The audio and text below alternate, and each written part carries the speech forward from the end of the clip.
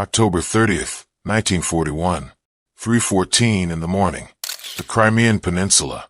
The sea was black and cold. Kind of cold that doesn't just bite. It reaches into your chest and squeezes. A Soviet destroyer, Submarine-hunted, cut through the chop at flank speed, running without lights, running without radio, carrying 600 rounds of 130mm ammunition into a city that was already dying. Ahead of her, the cliffs of Sevastopol glowed orange. Not sunrise. Fires. The Wehrmacht's artillery had been walking shells through the city for 3 days straight, methodically, professionally, the way a butcher works. And the men on that destroyer knew it. They could smell the smoke before they could see the flames. But they didn't slow down. They held course, pushed the throttles forward, and drove straight into the mouth of the Axis bombardment. That was Sevastopol. That was what the German High Command had underestimated. Not a fleet. Not a fortress. Men. When Operation Barbarossa tore through the Soviet Union in the summer of 1941, Wehrmacht planners barely bothered to pencil in the Black Sea. The Red Fleet, there was considered a secondary concern. Aging cruisers, outdated destroyers, poorly trained sailors left over from a navy that had never fully recovered from the purges of 1937. Admiral Erich Retter's staff referred to Soviet naval capability in the Black Sea as coastal inconvenience. They had a point on paper. The Black Sea Fleet had no aircraft carriers. Its largest ships were pre-war cruisers. Its doctrine was defensive, its command structure shaken by Stalin's systematic execution of senior officers. Against the might of the Wehrmacht's 11th Army, under the command of the meticulous and ruthless Erich von Manstein, the fleet looked like a museum piece. But Manstein's army wasn't fighting paper. It was fighting Sevastopol. November 2nd, 1941. Rear Admiral Filip Oktiabrsky, Fleet Commander, Black Sea Fleet. You can picture him in that moment. A compact man with tired eyes, staring at a map of the Crimea that was getting redder by the hour. German forces had swept across the Kerch Peninsula and were closing on Sevastopol from multiple directions. The city had roughly 100,000 defenders, many of them naval infantry. Sailors pulled from their ships and handed rifles, men who had no training for land combat, but who were about to receive the most brutal education imaginable. Oktiabrsky made a decision that would define the next 8 months. He would not abandon Sevastopol. He would turn the Black Sea Fleet into a lifeline, not a combat force, not a strike weapon, but a supply artery. Every night that the fleet could run ammunition, reinforcements, and food into the besieged city was another day the Germans couldn't claim their prize. Every night was a gamble. The Luftwaffe owned the daytime skies. German submarines lurked in the western approaches.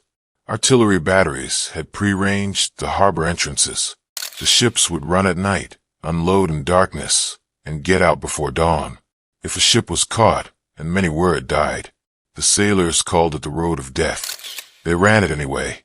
The first major German assault on Sevastopol came in November 1941.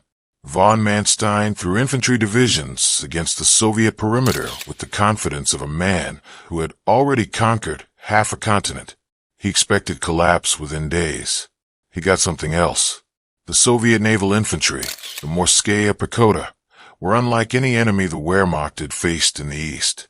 They wore their navy uniforms in the trenches, black peacoats and striped telniashkas, refusing to dress like soldiers because they weren't soldiers.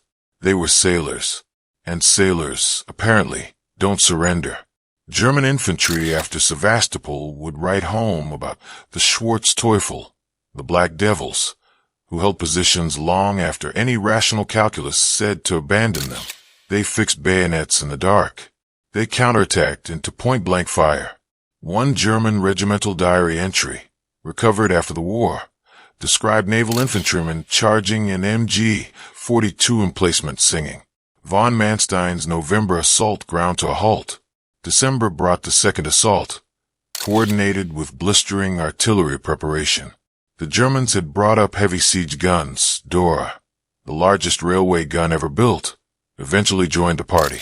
Shells the size of small cars. the kind of weaponry that was supposed to crack fortresses like eggs.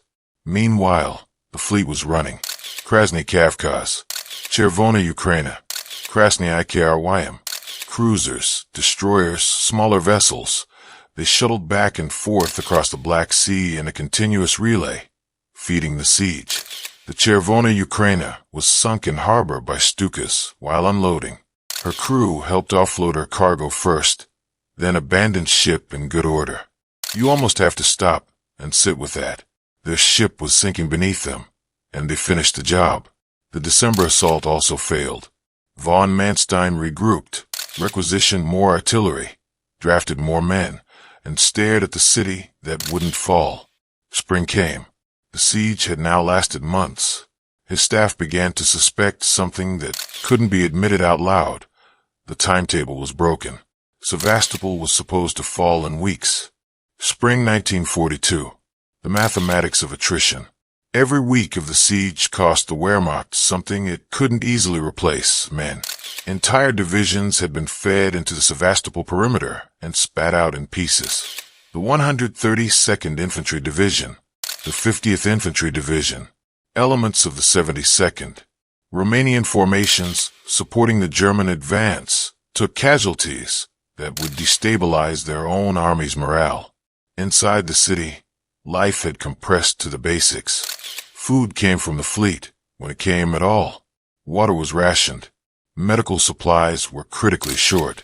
Civilians who hadn't evacuated lived in the limestone caves beneath the city, in conditions that would have been medieval if they hadn't been so modern in their brutality.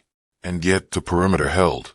The Soviet commanders, Oktiabrsky commanding the fleet, General Ivan Petrov commanding the ground forces, managed the impossible with almost nothing.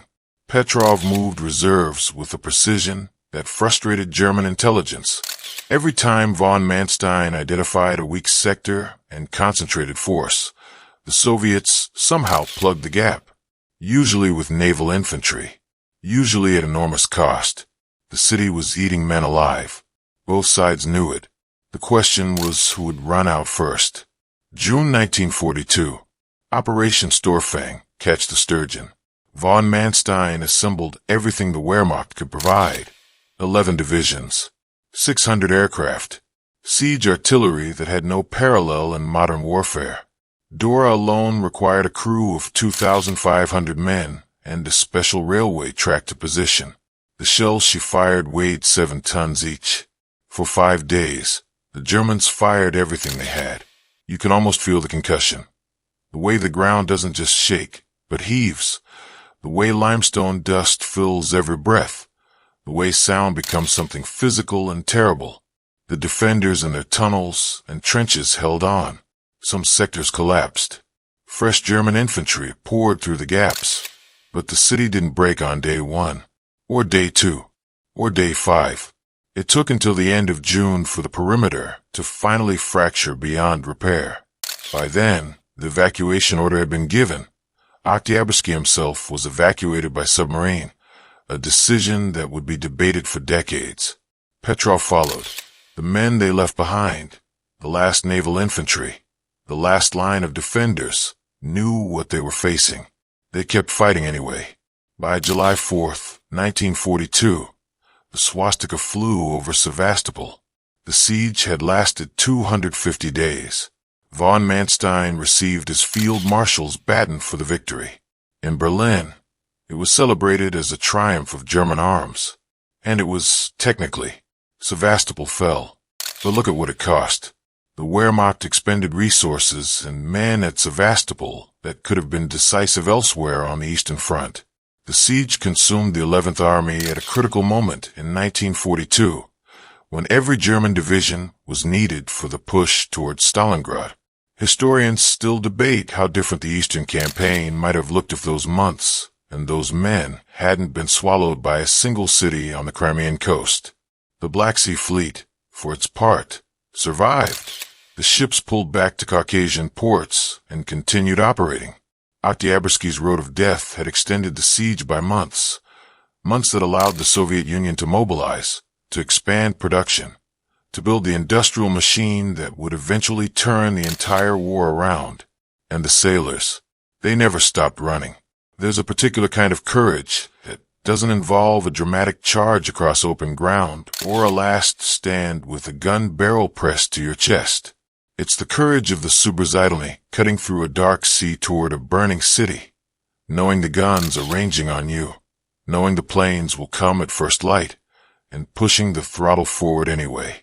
Night after night, month after month, the German admirals laughed at the Black Sea Fleet.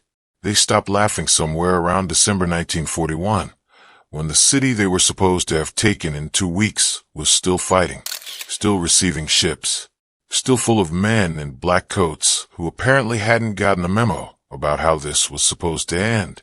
Sevastopol fell in July, but it made them pay. Every single meter.